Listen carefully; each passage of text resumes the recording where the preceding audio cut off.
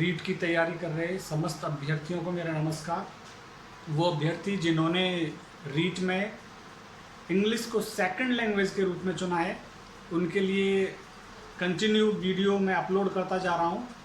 और हमारा topic figure of speech जो आपके सिलेबस में है, इसमें से हमने अलिट्रेशन, पर्सोनिफिकेशन पहले से ही डिस्कस कर लिया है। आज के इस वीडियो में हम डिस्कस करने वाले हैं सिमिली, मेटाफर और राइम। ये क्या चीज़ होती हैं?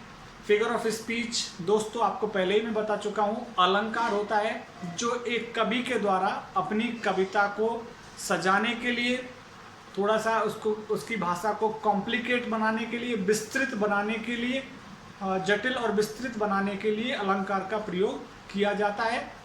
इसी क्रम में आगे बढ़ाते हुए आज हम डिस्कस करने वाले हैं सिमिली, अलंकार सिमिली फिगर ऑफ स्पीच पे। इससे पहले मैं चाहूँगा कि समस्त जो भी मेरे वीडियोस देख रहे हैं रीट के अभ्यर्थी, वो जरूर मेरे चैनल को सब्सक्राइब करें, जिससे कि मेरा जो वीडियो यूट्यूब पे अपलोड होते ही आपके पास पहुंच जाएगा। बेल आइकन को जरूर दबाएं, जिससे कि आपको नोटिफिकेशन मिलता रहे। तो हम डिस्कस कर रहे हैं आज सिमिली। सिमिली होता है उपमा। सिमिली क्या होता है दोस्तों? उपमा होता है। उपमा जब एक चीज की तुलना दूसरी चीज से कर दी जाए, एक व्यक्ति की तुलना दूसरे व्यक्ति से कर दी जाए, वहां पे उपमा अलंकार का प्रयोग होता है। तो यहां इसकी सिमिली के लिए हम लिख सकते हैं, simile means likeness. Likeness means समदृश्यता, उसके जैसा। तो सिमिली मीन्स क्या होता है? लाइकनेस। कहने का मतलब दूसरे शब्दों में हम कहें two dissimilar objects are compared in a sentence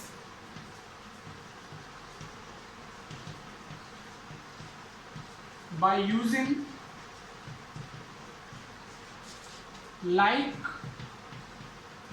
और as। ये like और as इंपॉर्टेंट है सिमिली के लिए। कहने का मतलब टू डिसिमिलर, दो बेमेल ऑब्जेक्ट, दो बेमेल चीजें, दो अलग अलग चीजें आर कंपेयर्ड, तुलना की जाती है, दो अलग अलग चीजों की तुलना की जाती है इन अ सेंटेंस, एक वाक्य के अंदर, बाय यूजिंग, प्रयोग करते हुए। किस चीज का प्रयोग करते हुए? लाइक और एज। लाइक और एज का प्रयोग करते हुए जब दो चीजों की तुलना होने लग जाती है तो वहां पे सिमिली अलंकार आता है। जैसे कि अब इसके ढेर सारे उदाहरण मैं आपके सामने रख सकता हूँ। 12वीं क्लास की एक कविता है द 7 एजेस ऑफ मैन, उसके अंदर है school boy goes like a snail. School boys goes like a snail. तो यह स्कूल बॉय अलग चीज हो गया, स्नेल अलग चीज है। स्कूल बॉय क्या है? लड़का। और स्नेल क्या है? एक पानी में रहने वाला एक मछली के जैसा, घोंगा कहते हैं इसे, जो धीरे धीरे चलता है। तो स्कूल जाने वाला लड़का चलता है लाइक अ स्नेल, एक घोंगे के जैसे। जैसे घोंगा होता है वो धीमे धीमे जाता है, ऐसे स्कूल जाने वाले लड़के की इच्छा नहीं होती है स्कूल जाने की, लेकिन फिर भी वो स्कूल जाता है। जैसे दूसरा उदाहरण मैं दूं, my love is like a red rose. मेरी प्रेमिका एक रेड रोज के जैसी है। तो यहाँ पे प्रेमिका और रोज दो अलग अलग चीजें हैं, दो अलग अलग है। वहां पे स्कूल बॉय और स्नेल, यहाँ पे लव और रोज दो अलग अलग चीजें। दो अलग अलग चीजों में लाइक और एज का प्रयोग करके, लाइक और एज का प्रयोग करके जब तुलना कर दी जाती है तो वहां पे क्या होता है? सिमिली होता है, उपमा अलंकार होता है। तो यहाँ अपनी प्रेमिका को कह रहा है मेरी प्रेमिका रेड रोज के जैसी है। जैसे एक अन्य उदाहरण से हम देखें, हिज बर्ड्स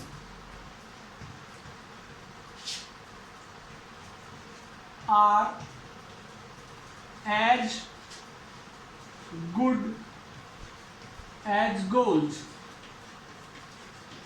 उसके वर्ड्स ऐसे हैं जैसे कि सोना। तो यहाँ पे हिज वर्ड्स, उसके शब्द और सोना दो चीजों की तुलना यहाँ पे की गई है। उसके वर्ड्स उतने ही खरे हैं, उतने ही सच्चे हैं जैसे कि सोना 24 कैरेट खरा होता है। तो दो चीजों की तुलना लाइक और एज का प्रयोग करके कर दी जाए तो वहां पे सिमिली होता है। और दूसरा उदाहरण आपके सामने मैं दे सकता हूं यहाँ पे। Soldier looks like a pard. Pard से मतलब यार लेपर्ड से है, लेपर्ड तेंदुआ। तो यहाँ पे सोल्जर लुक्स लाइक अ पार्ड, जो सोल्जर है सिपाही दिखता है किसके जैसा, लेपर्ड के जैसा, तेंदुए के जैसा। जैसे तेंदुआ खतरनाक होता है, फुर्तीला होता है, तो वैसी फुर्ती और वैसी ही तेजी किसके अंदर होती है, सोल्जर के अंदर। तो यहाँ सोल्जर की तुलना की जा रही है पार्ड के साथ। पार्ड की हम या कहें पार्ड की तुलना सोल्जर के साथ की जा रही है। जैसा पार्ड वैसा ही सोल्जर होता है।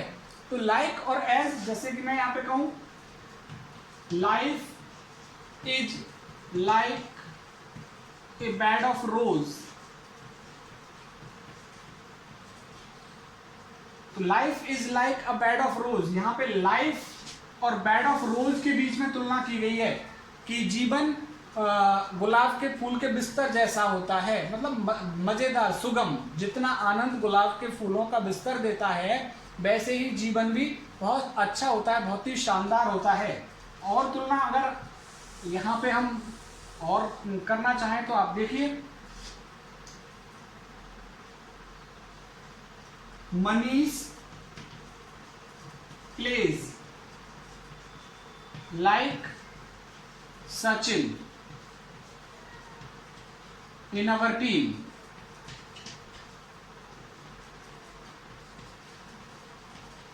हमारी टीम में मनीष जो है किसके जैसा खेलता है, सचिन के जैसा। तो यहाँ पे लाइक और एज आ गया। लाइक और एज आते ही आपको यहाँ पे पता लग जाना चाहिए कि कौन सी फिगर ऑफ स्पीच है, सिमिली, उपमा अलंकार का प्रयोग किया गया है। तो ये उपमा अलंकार हो गया। उपमा के बाद मैं आपको बता देता हूं मेटाफर, जो बिल्कुल इसके ही जैसा है। साथ ही साथ आप लिखते रहें, नोट्स अपने तैयार होते जाएंगे साथ ही साथ में। मेटाफर, मेटाफर होता है रूपक अलंकार। रूपक, जब एक चीज को दूसरे का रूप दे दिया जाए, जब एक वस्तु के गुणों को दूसरी वस्तु में ट्रांसफर कर दिया जाए। Metaphor means, metaphor Greek word है मैटफर, मेटा नहीं है, मैटफर। मैटफर, मैटफर means carry over. Carry over means आगे लेके जाना, किसी चीज को आगे बढ़ाना। कैरी ओवर मीन्स आगे बढ़ाना, आगे बढ़ाना, कैरी ओवर करना। तो मेटाफर क्या करता है, एक व्यक्ति के गुणों को दूसरे के ऊपर ट्रांसफर करता है, लेकिन बिना लाइक और एज के। वहां पे तो क्या था, सिमिली में लाइक और एज था, लाइक और एज से तुलना हो रही थी। यहां पे लाइक और एज नहीं आएगा, यहां पे सीधा ही बिना लाइक एज के दो चीजों की तुलना होगी। कहने का मतलब मेटाफर, एक तो ये हो गया metaphor means carry over. Metaphor दूसरे शब्दों में कहें the use of metaphor. The use of metaphor, मेटफर transfers the qualities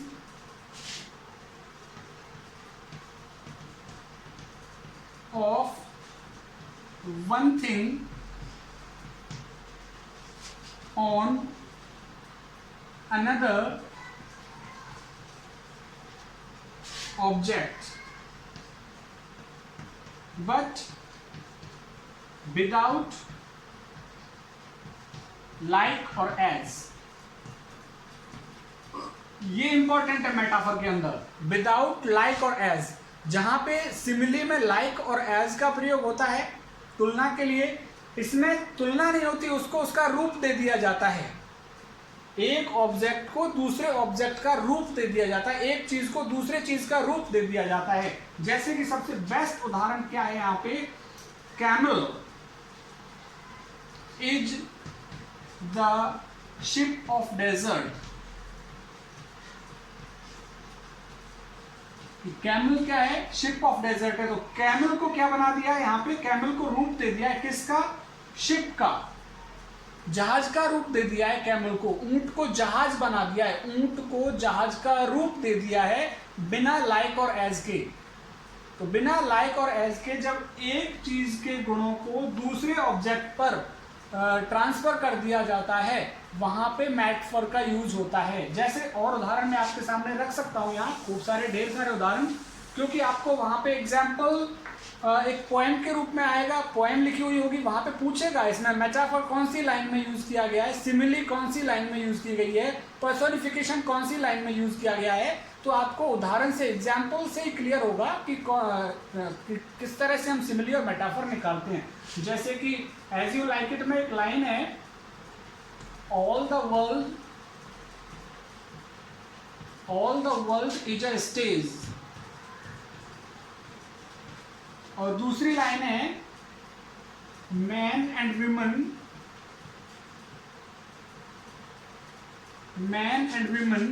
are merely players।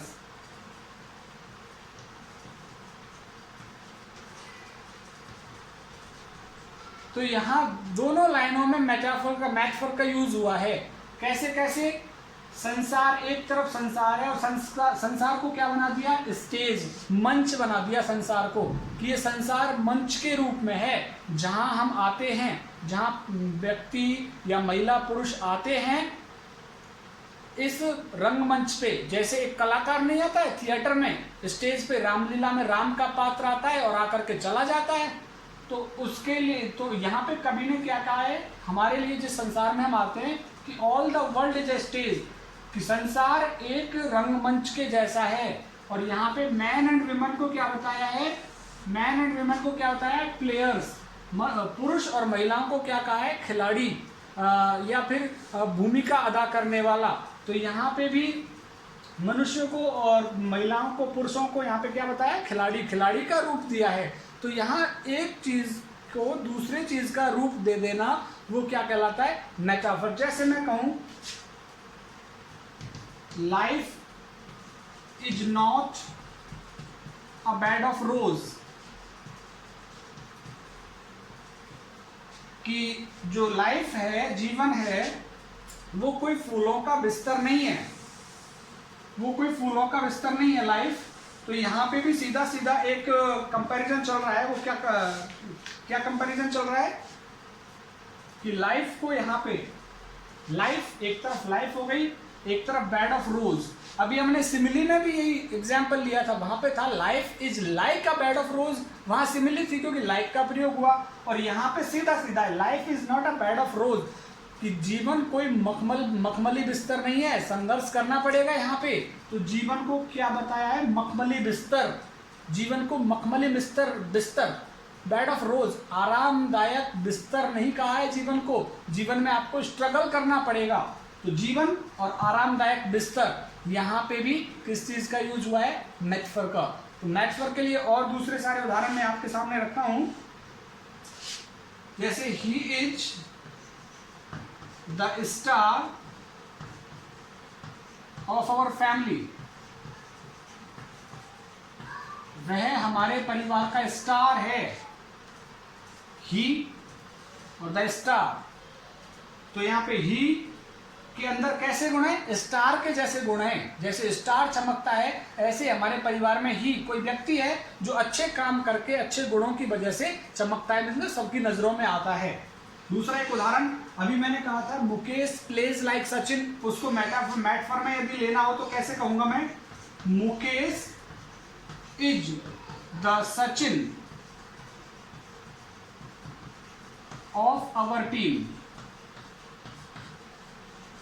कि मुकेश हमारी टीम का क्या है, सचिन है। तो सचिन के अंदर जो गुण है ना वही मुकेश के अंदर भी है। जैसे सचिन अच्छा खेलता है वैसे मुकेश भी अच्छा खेलता है। लेकिन यहाँ पे लाइक नहीं लगाया मैंने, लाइक का उपयोग होते ही वहां पे क्या हो जाएगा, सिमिली हो जाएगा। लाइक और एज आते ही सिमिली, और बिना और लाइक और एज के जब तुलना चलती रहेगी दो चीजों में तो वहां पे क्या होगा, मेटाफर। और उदाहरण अगर आप चाहें तो एक शानदार उदाहरण आपके सामने, थोड़ा सा रोमांटिक भी हो जाएगा। Kisses are flowers of affection। देखिए बहुत ही अच्छा उदाहरण है। किसेस, चुम्बन, किसेस, किसेस को क्या कहा है इसने, फ्लावर्स, फूल कहा है किसेस को। किसका फूल, अफेक्शन, स्नेह का, प्रेम का। तो यहाँ पे किसेस और फ्लावर्स के बीच में फ्लावर्स के गुणों को ट्रांसफर किया है किसेस के ऊपर। तो यहाँ किसेस आर लाइक फ्लावर्स नहीं है, लाइक यदि आ जाएगा, लाइक यदि आ जाएगा तो सिमिली बन जाएगा। लेकिन यहाँ पे लाइक और एज का यूज नहीं हुआ, तो ये क्या चीज है, मेटाफर है। अभी लास्ट जो आपके टॉपिक में रह रहा है राइम, उसको और मैं आपके साथ डिस्कस कर लेता हूं। Rhyme,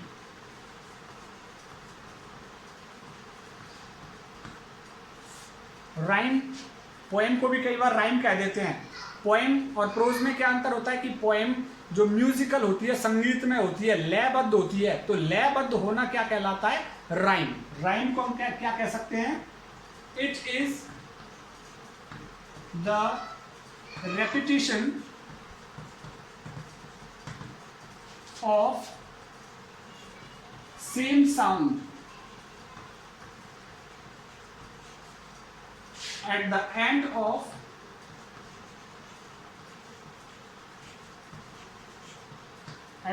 of a line in a poem। कहने का मतलब इट इज द रेपिटेशन, ये पुनरावृत्ति है किसकी, ऑफ सेम साउंड, एक जैसी ध्वनि की पुनरावृत्ति होगी कविता में। वो भी कहाँ होगी, एट द एंड, अंत में। किसके अंत में, अ लाइन, पंक्ति के अंत में, इन अ पोएम, एक कविता में। एक कविता की पंक्ति के अंत में जो सिमिलर साउंड आती है वो क्या कहलाती है, राइम। और दूसरे शब्दों में हम कहें, it is used for musical effect, संगीत में प्रभाव के लिए, संगीत में प्रभाव के लिए, म्यूजिकल इफेक्ट और रिदम,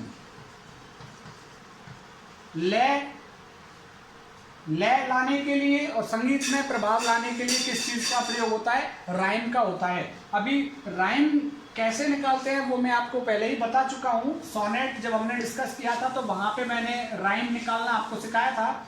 अभी मैं एक दूसरी कविता की राइम आपको दिखा देता हूं। ये कक्षा 12 की किताब है रेनबो। इस कक्षा 12 की किताब में से एक कविता को हम लेते हैं, उसके मैं आखिरी शब्द लिखूंगा, पूरी कविता नहीं लिखने वाला हूं मैं आपके सामने। ये कविता है, just take a look here, और इसके मैं आखिरी शब्द लिख रहा हूं। ए बॉयज सॉन्ग कविता है ये। इसके आखिरी शब्द नो स्नेयर, इसके बाद फ्लाइंग फ्री, इसके बाद ऑफ द एयर, इसके बाद टू मी, इसके बाद ऑन द स्लो, इसके बाद आ रहा है हाइट, इसके बाद आ रहा है एंड गो, इसके बाद आ रहा है डिलाइट, और लास्ट 4 लाइनें और हैं, इधर लिख देता हूं लास्ट 4 लाइनों को। वे शब्द आ रहा है अंत में, वे के बाद आ रहा है eagles wings, eagles wings, eagles wings के बाद आ रहा है ऑल डे, और ऑल डे के बाद आ रहा है सिंग्स। तो ये अंतिम शब्द हैं एक किसके, एक कविता के, और उस कविता का नाम है ए बॉयज सॉन्ग। अब इसमें देखिए निकालिए, स्नेयर, इसको ए मान लिया, स्नेयर को। फ्री मैच नहीं कर रही है दोनों साउंड, इसको बी मान लिया। स्नेयर अलग ध्वनि है, फ्री अलग ध्वनि है। अब देखिए एयर स्नेयर, एयर स्नेयर, तो एक जैसी ध्वनि हो रही है, इसको ए मान लेते हैं। फ्री मी दोनों की एक जैसी ध्वनि है, बी मान लिया। स्लो, स्लो जैसी ध्वनि ऊपर कहीं आई है क्या? ओ की ध्वनि कहीं नहीं आई, सी मान लेते हैं इसको। हाइट, हाइट के जैसी ध्वनि भी कहीं नहीं आई, डी मान लेते हैं इसको। स्लो गो आई है ध्वनि, सी मान लिया। हाइट डिलाइट एक जैसी ध्वनि है, डी मान लिया। वे कहीं नहीं आई ऐसी ध्वनि, ई मान लेते हैं। बिंग्स ये भी ध्वनि कहीं नहीं आई, एफ मान लेते हैं। डे वे डे इसको भी ई मान लिया। बिंग्स सिंग्स इसको एफ मान लिया। अब अगर कहें कि इसकी राइमिंग स्कीम क्या है, तो इसकी राइमिंग स्कीम हो गई A B C D E F. तो ए बॉयज सॉन्ग जो कविता है उसकी राइमिंग स्कीम है ए बॉयज सॉन्ग, ये कविता का नाम हो गया ए बॉयज सॉन्ग। इसकी राइमिंग स्कीम क्या है? A B C D E F और ई एफ। तो ये राइमिंग स्कीम हो गई इसकी, राइम, ये राइम है। तो ये राइम आपके सामने मैं डिस्कस कर दिया है, तो आप जरूर से आपको ये वीडियो पसंद आया होगा। राइम कविता के अंत में जो अंतिम शब्द देखते हैं, हर लाइन का अंतिम शब्द उसके जैसी ध्वनि की पुनरावृत्ति और किस लाइन से हो रही है उसको हम राइम के रूप में निकालते हैं। उम्मीद करता हूँ ये वीडियो आपको पसंद आया होगा, और पसंद यदि आ रहे हैं वीडियोस तो मेरी आपसे यही एक एडवाइस है, सजेशन है कि आप मुझे लाइक, शेयर और सब्सक्राइब जरूर करते रहें, जिससे कि आपके साथ साथ अन्य आपके किसी दोस्त या रिलेटिव जिन्होंने अंग्रेजी को रीट में सेकंड लैंग्वेज के रूप में चुना है, वो भी ज़्यादा से ज़्यादा मार्क्स प्राप्त कर सकें और अपने थर्ड ग्रेड टीचर के रूप में गवर्नमेंट जॉब के अंदर सिलेक्ट हो सकें। मैं Umesh Chaudhary, lecturer English, government senior secondary school Kathumar, एक बार फिर आपका बहुत बहुत धन्यवाद।